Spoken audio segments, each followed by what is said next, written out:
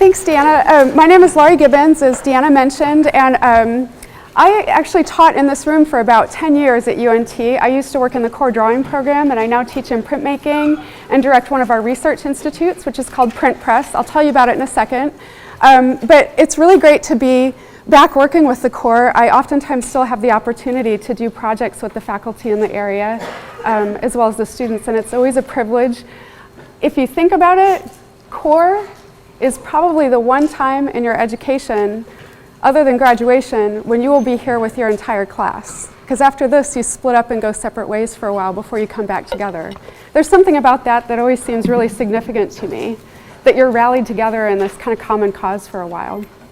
And listening to great guest speakers and learning about what they do is a really important part of it. So it's fun that we have this series going on at UNT.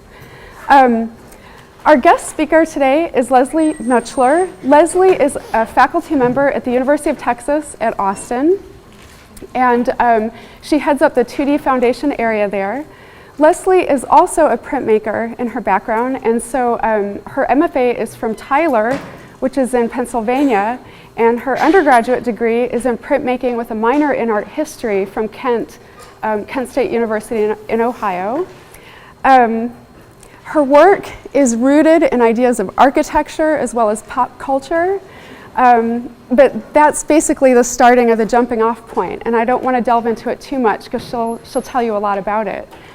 What I do want to mention, though, is that if you'd like to, after this lecture, if you'd like to meet her or speak with her in person or see some of the work that she's producing while on campus, I welcome you to come to an open house event that we're having at the end of this week.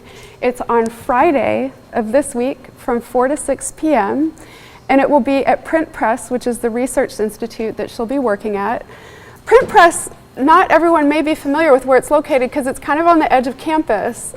But if Hickory is right about here, and I think the art building, y'all correct me if I'm wrong, my colleagues here. Isn't the art building here? I start to lose track. So art's here, Hickory Hall's here. If you head north, I know there's a big parking lot here. A lot of you may be parking there these days. Print Press is a part of Oak Street Hall, an Oak Street Annex, so you can get to it here. Okay?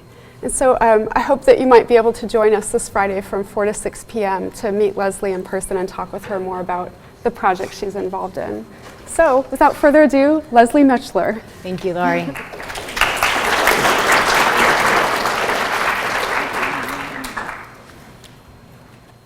This is why I don't like, there we go. Okay, I'm not a PC user, so you gotta give me a second to get adjusted. I want to start by thanking the core program for bringing me in and allowing me to speak with you guys today. I'm really excited to share with you a little bit about what I've been doing in the last few years with my work. And I'd also like to give a warm thanks to Laurie, who's allowing me to come in and work at Print Press for the next few days. And I'm super excited to be in there and to be working. And at the end of this talk, I'll quickly tell you about the project that I'm working on. And so hopefully you can stop by during the open house on Friday from 4 to 6. So let me just jump right into the work. I'm going to be showing you about 8 years worth of paper installation and sculpture. And I do other things as well. I do some digital collage and some regular collage, so I actually work two-dimensionally as well. But as a printmaker, primarily I've always been interested in the process of printmaking and in a multiple, the idea of making multiples and using that multiple as a vehicle for communication. So the work that I'm going to be showing you is actually quite fitting with the projects that I'm working on now. Everything is primarily paper-based or paperboard-based and deals very strongly with the multiple and then sort of surrounding themes like Laurie talked about in terms of architecture, modern design, and you'll see that kind of filter in and filter out. Some of these pieces I'm going to move through kind of quickly because I'm showing you quite a bit today, but it should give you kind of an idea as to where I'm coming from and the way that I work.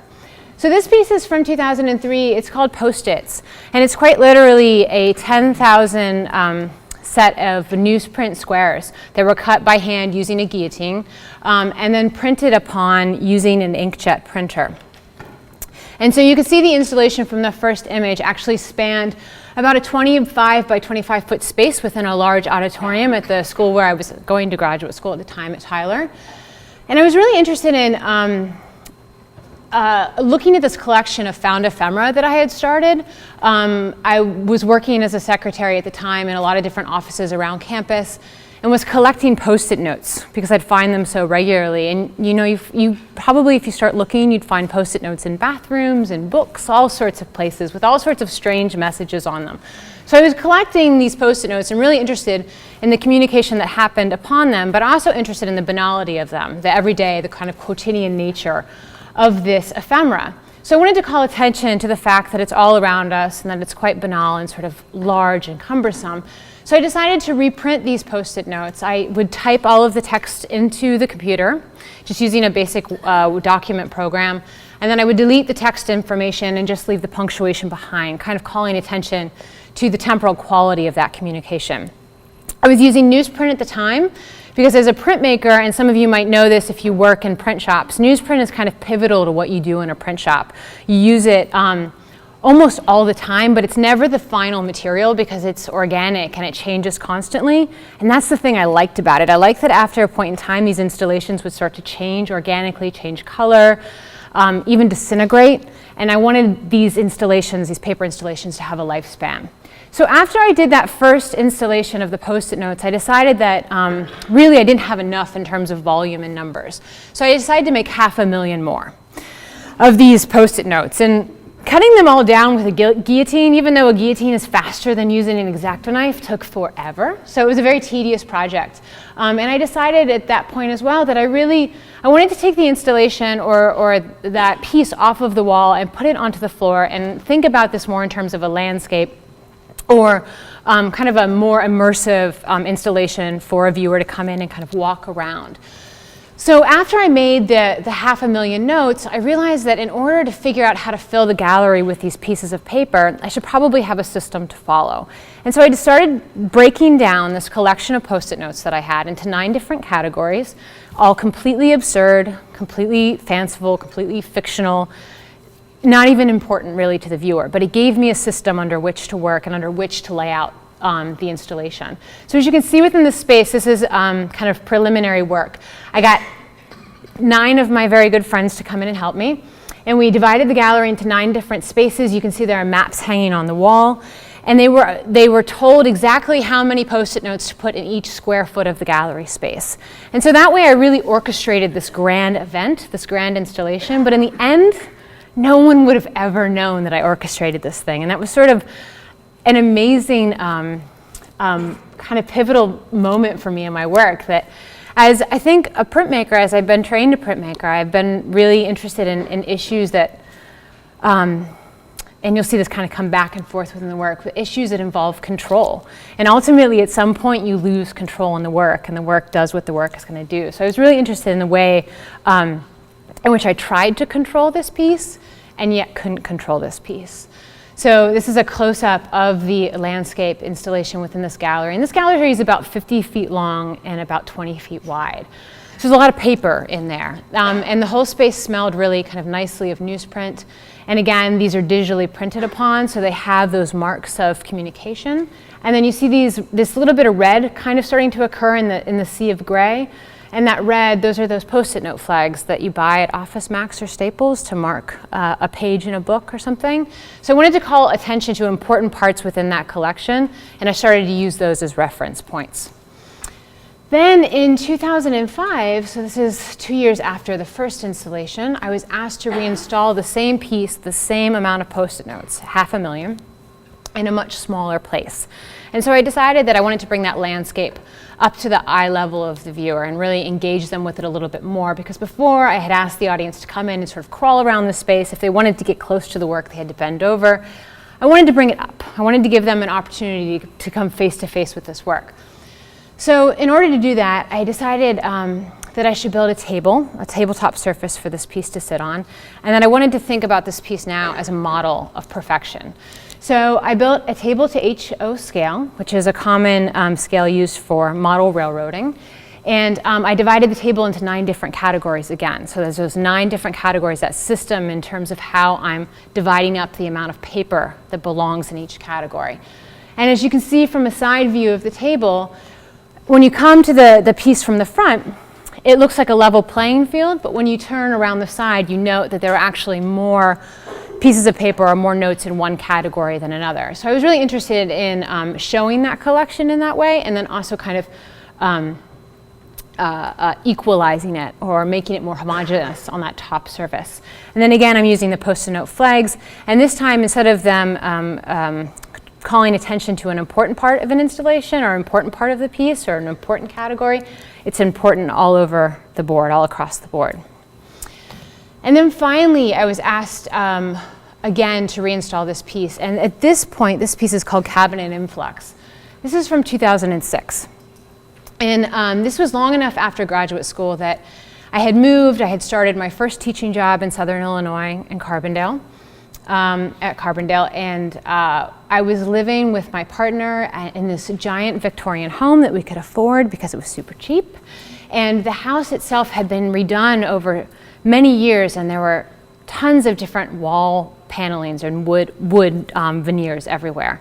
And I was kind of fascinated by the ugliness of the space. And I also started reading a lot about cabinets of curiosities and Wunderkammer, or places with which we store these kind of odd curiosities that we keep, or in my case, this ephemera that I had been collecting for years and now amounted to about 25 ledger boxes that I continued to carry with me everywhere I moved across the country. I mean, it was junk, like stuff that no one wants. So I figured for the last installation of this piece, that I wanted to turn the collection kind of inward on itself. I wanted to build a structure that would house and contain the collection, and it would really minimize its presence and perhaps clean it up and make it look much more attractive than it really was. So I built this 7.5 foot kind of totemic structure. And as you can see from the image on the left-hand side, the notes line the inside, and the box itself is hollow, but has this ridge or this shelf-like structure in which it houses all of the notes, again in those 9 different categories. So I'm using a different wood veneer for every single category to distinguish each different area. And then with this piece, I decided to make the viewer do a little bit more work. I asked them to actually climb up a ladder and look inside the box if they were interested in seeing what happened to be contained within that. You know, I found this piece as kind of like a pivotal point in terms of my work. I started doing a lot of collage work and making lots of cabinets of curiosities and Wunderkammer, thinking less about the collection and more about the way that we store or keep collections or even organize collections. And I was really interested to find out that someone like Frank Lloyd Wright, for instance, a modernist architect, hated building closets into his homes and in fact wouldn't do it because he found them to be subversive and he found them to be dirty and he found them to be where housewives would push their disgusting secrets. And so I like this idea of what accumulation meant and kind of the heaviness that it carried with it, and then the idea of minimizing such by, you know, perhaps buying more to actually house and contain that collection. After that piece, I had a little bit of time to think about the material that I was using, and I realized that I couldn't keep reinstalling the same 500,000 notes over and over again in lots of different ways. It was just getting a little too tedious, and plus it was really heavy stuff to cart all over the country. Because you can imagine, I'm in Illinois at this point, and that last piece that I showed you was shown in Baltimore. So to drive this stuff in a giant truck, you know, across country, it's heavy, it's cumbersome. It's taking up the tiny bit of studio space that I do have, and I wanted to move on. But I had at that time been reading the book Cradle to Cradle and was really interested in sustainability, which is still kind of a buzzword. And this notion that as an artist, I make this installation work that doesn't really go to galleries, it doesn't go to collections, it doesn't get sold and kept somewhere. And instead, inevitably kind of dies and gets thrown away, and then I buy new material and start over again. And I started thinking that maybe I couldn't live with myself as an artist if I couldn't figure out a way to reprocess this paper into something else. So I was lucky enough to get a residency opportunity in northeastern Pennsylvania, and I decided that I was going to shred all of my paper, so all of those 500,000 post-it notes, pulp it all and remake new paper out of the old paper. So at least I would have a different place to start from. So I spent that summer at that residency very slowly pulping, grinding down paper and making these giant, huge, kind of thick paper pancakes. So you can see me here standing in the grass at the residency, allowing these things to dry. And then in true compulsive Leslie Mutchler fashion, I cut them all back down into small squares, but this time not 3 by 3 inches, 6 by 6. And this paper, you probably can tell from the slide, but just to make sure that you know, it's much heavier than the newsprint that I started off with, because it's kind of compacted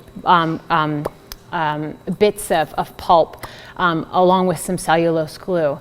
And so this paper is more kind of akin at this point to the paperboard substance that you would find around egg cartons, for instance, like that heavy paperboard. So it had structure all of a sudden, and I was excited that I might be able to physically build with this paper. So that led to this piece. I was asked to do a exhibition or a piece, an installation at a gallery in Portland called Tilt. And so I was really excited to play around with my newly reprocessed paper. And I decided that instead of thinking about the collection as I had been thinking about it as a collection for many years, I wanted to start focusing on the collection as something functional, as maybe something structural. And again, I was looking at a lot of modernist architecture and reading a lot of modernist design.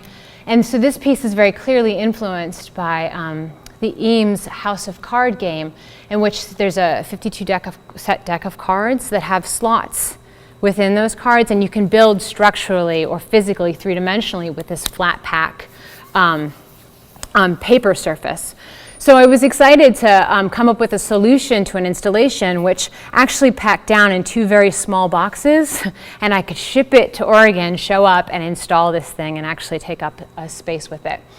So these are all, again, that recycled paperboard. There are slots cut into them, 6 each, and then I just basically built with it pretty intuitively within the space. Again, thinking about structure and landscape, functionality, and starting to reference furniture a little bit and the place of furniture within these pieces.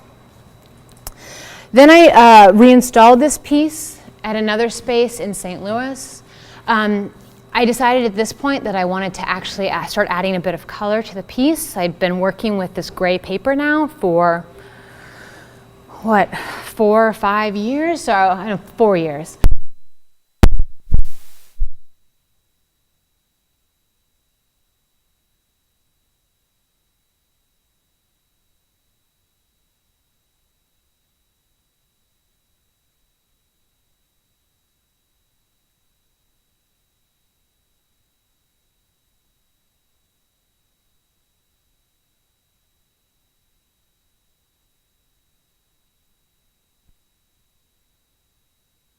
Its own pieces in some places, but then also playing around with functional shelving in that space.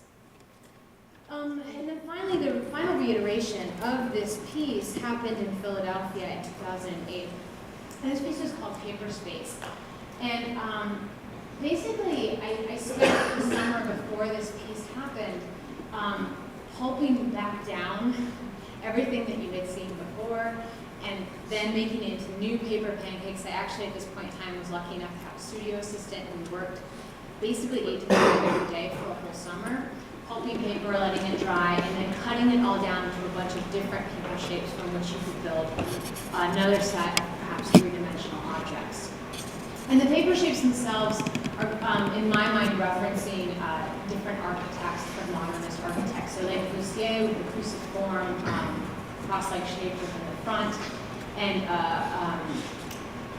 Frank Lloyd Wright with the Usonian automatic U-shaped piece at the back, and Buckminster Fuller, of course, thinking about him and the domes that he had built.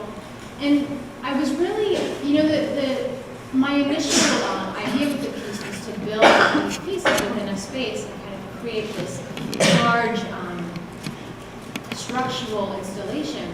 But the more and more I thought about pieces, and saw them sitting in my studio, kind of laying in wait, I realized that they have so much potential as they just sit there.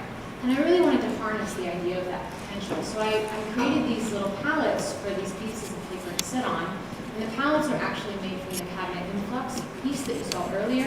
So I'm still reusing a lot of my own materials in the studio and trying to get the secondary and perhaps third lives out of them. And here's a close-up of some of those pieces. So then after this piece happened, I realized that I really wanted to focus, so I'd moved from the collection and moved more into a functional or structural coming from the collection. And then I realized that the potential of the pieces seemed to be of most interest to me. What could I do with these paper pieces? How could I give them even more life? Obviously I've already started to recycle them, pulp them down, make them into paper again, and reuse them. But I needed something else, and I needed a way to keep working again with the same material. So at this point in time, I'm still reading about sustainability. I am still interested in gardening and in particular victory gardens, right, in which people were reappropriating their own home spaces, their backyard and front yard spaces, to help during World War I, World War II, to cultivate their own food, put less of a strain on our food sources. And I thought, the paper would be an excellent place to start growing things. So I started experimenting with growing grass. And I found very quickly that with a little bit of artificial light and a lot of love, the paper would eventually completely become full of organic life and become transformed again. So I was also looking at a couple different designers at this point in time. As an artist, I find that I often look more at architecture and design than I do at other artists. And I don't know if that's just my own tendencies, if that's sort of the way in which I was taught, or just my own aesthetic interests. But both of these are designers that you probably are familiar with, or maybe are not, and hopefully will now be. But Fritz Haug's project in which he is turning yard spaces, front yard spaces and backyard spaces, I think was started in 2005. This is called the Edible Estates Project, where he's asking Americans to join in and to turn their unused lawn spaces into garden spaces. So this project that started and really became kind of this community project. There have been lots of dig-ins around Austin in the last few years. It's become this way to get people involved in cultivation of food and to kind of be involved with their community. And then Mike Mire, thinking about sustainability from a different standpoint, his is sort of a superficial, glitzy, almost high-end design standpoint.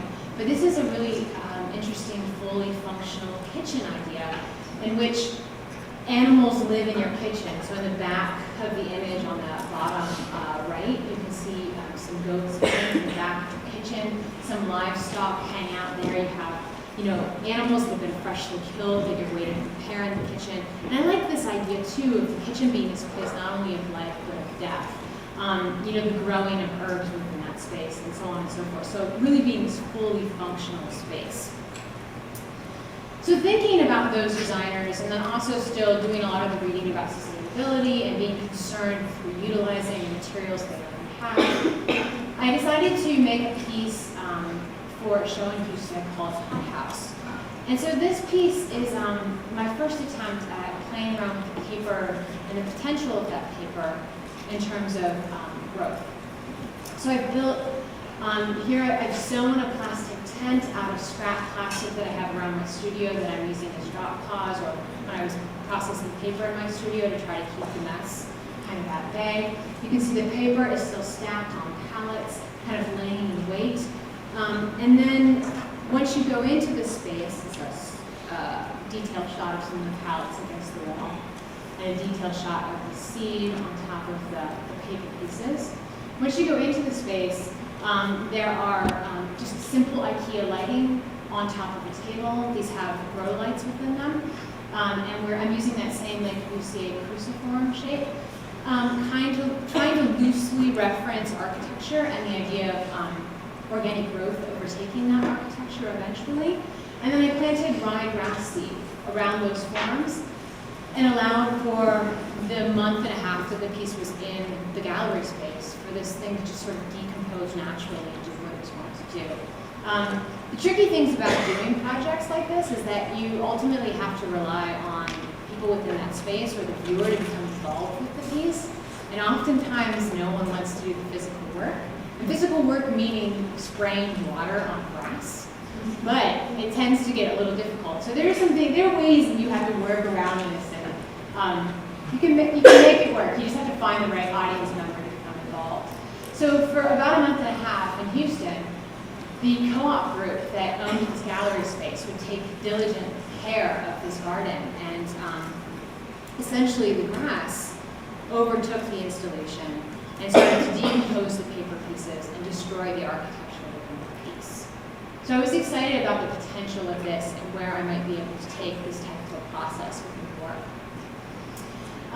So at this time, I'm also reading The Architecture of Happiness, which I'm not even going to really touch upon. I throw up my references to reading when I have a little bit more time to talk a little bit more clearly about those. But you should know that I was really looking at modernist architecture, and specifically for this piece, I'm going back to Le Corbusier, and I am using leftover paperboard that I haven't cut down and reprocessed, and turning it into these small model homes that were built in Hesse, France by Le Corbusier for migrant workers to live in. And as you can tell by the building forms themselves, they were these sterile concrete buildings. And what I found so interesting about them is kind of the sheer ugliness of them, and this idea, this crazy idea of Corbusier that people want to live in this type of environment. And then reading books about how within 5 to 10 years after people have been living in these homes, how they had altered them and changed them and taken out windows and put in different windows and added garage spaces and painted walls and done all sorts of things to try to make their home, a place that's unique to them and special and comfortable for them. And so I wanted to allow the organism of grass, that life, again, this uncontrollable force, to destroy this type of architecture.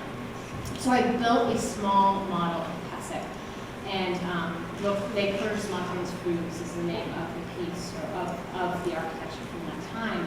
And I also have an image here of a house that's completely overtaken by organic life, and this is this is a picture that was recently up on a blog called Sweet Juniper from Detroit, Michigan. I think these houses have now been razed, but just unbelievably gorgeous structures that have been completely eaten by nature. And so here I'm setting up the model, I'm working on the piece, getting it ready. I had to let it grow for about a month within my own studio space before I could transport it. I showed this piece in San Antonio in a gallery space near the Blue Star District. And here the grass is starting to grow. I planted the grass within this piece following a map out of the book that had illustrated where the most severe change had happened within that architecture. And so I wanted the most severe change to kind of stay true to those places. But then, obviously I can't completely control the thing. And this is the final installation, the final kind of way that the piece lived and breathed. So you can see that these compounds actually really started to decompose over time, sink in, and altered quite drastically. This piece is the first piece that has a fully functioning copper watering system. So I can actually walk away from this piece, and this piece can water itself on a timer. At this point, I'm putting all of my grow lights on timers as well. So this piece is really kind of fully functioning on its own and has its own lifespan. And again, I'm interested in the way that this thing's going to change over time, and I'm interested in losing control to that change. And then you can see a couple more images of the root structures as they start to grow in through the paper and underneath the pallets themselves. And the little marker, number 9, I actually had a lot of diagrams and maps in this installation as well, or as part of this exhibition, kind of documenting the kind of change that happened to this architecture in relationship to the installation itself. The interesting thing, too, about the grass as it continues to grow out of this paper is that because I'm still using newsprint, because it's been repulped and reused so many times, and it's full of acid, the grass essentially becomes white eventually.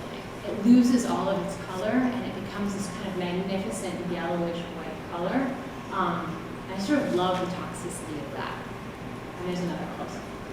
This piece is called Overgrowth, and it's from 2009.